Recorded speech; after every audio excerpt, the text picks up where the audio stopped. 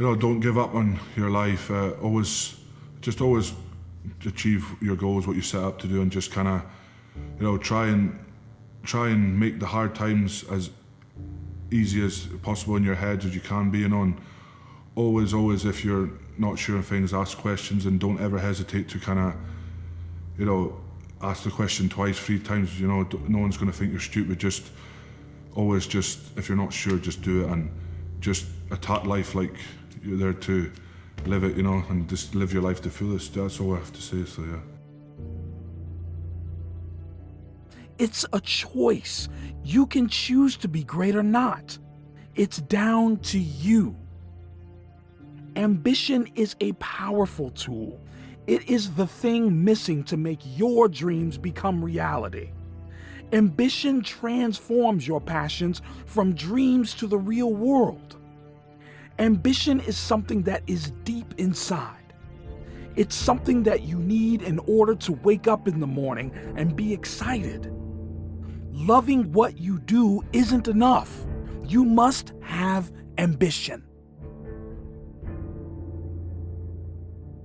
A teacher said, "Oh, you're not going to do nothing," and that kind of stuck with me because, a lot of people, with people with additional needs, if someone says that, they'll believe it, and I believed that for a long, long time. So I just think you need to kind of keep around positive people. Choose the right group of people you want to be around. Make sure there's loads of positivity in your life, and that whatever you want to do, whatever goal you want to set, if it's the biggest goal, the smallest goals, just go out and smash it. Because I'm an example of it, and I've proved hundreds and hundreds of people wrong, and that's what kind of I'm wanting a lot of other people to do, and that's what I'm trying to show people, that just because I've got Asperger's doesn't mean I'm going to sit back and not achieve goals. I want to be the best in the world, and I'm going to be the best in the world. So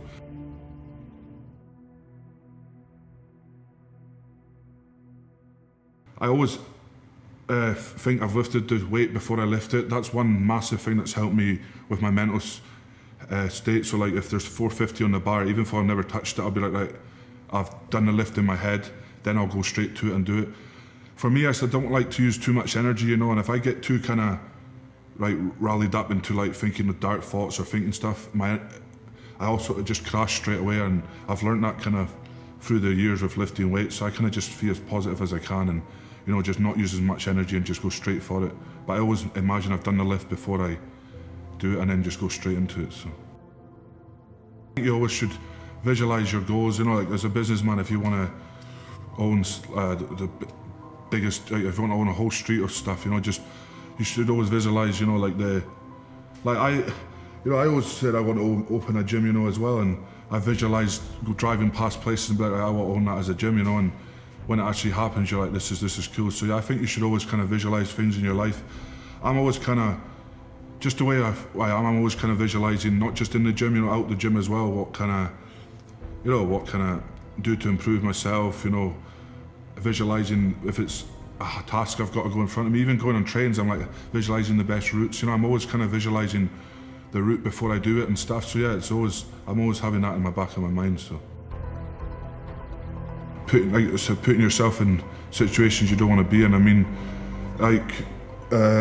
So I had to build confidence coming to the gym. Not even because there's a lot of crowd. My first gym was a public gym, 50, 60 people in it at once. So I'm geez, I can't even do 10 in a crowd. So it's just kind of forcing myself to just go in, do a workout, come up, and that's, I think, forcing yourself to do things in situations you don't want to be in is kind of key as well, and even if it comes to lifting weight, I think building yourself up to kind of, get ready for it all and stuff. So. You must not be satisfied. How can you settle when there is more to do? Never be satisfied. You should live your life as if you are a hero in your own story. You get to decide what story you make. Your book is unfinished. There are more pages to be written, new paths to go down, new places to visit, more stories to create. Go out there and don't stop until your book is finished. I would just say, you know, take the plunge and go for it. I mean, like, you sacrifice your job. If you're that serious about it, sacrifice your job, you know, sacrifice, you know, nights out, you know, and just get yourself a coach, get yourself a nutritionist, and literally go for it. You got things to fall back on. If you're young enough, you know, like myself, if this failed, I have stuff to fall back on. But I would think, just take the plunge and 100% just, if you want to do it, just go for it. You know, that's my attitude. Like, being positive and not letting anybody kind of stop your goals. You know, so yeah, I just think have a positive attitude to everything you do, and just be around positive people, and you'll get far in life with those two things.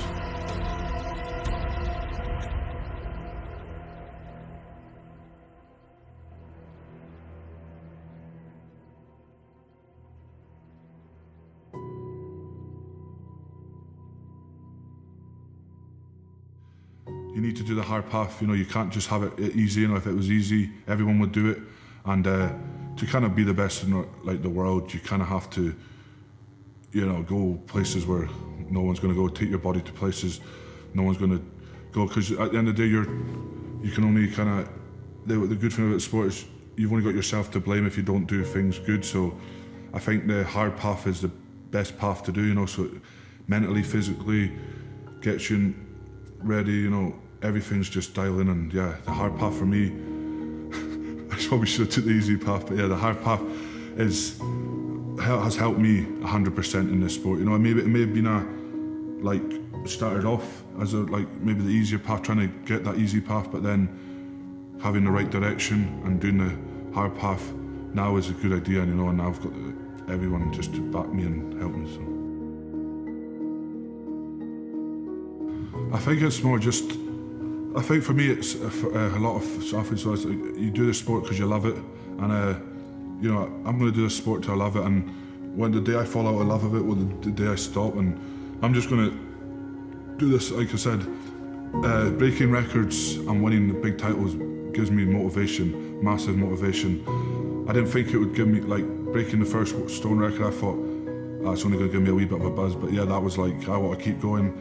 Like, I'm already planning a 350, 360, you know, stone list, so like, I'm always wanting to, I want that stone record to be like, no one can touch it.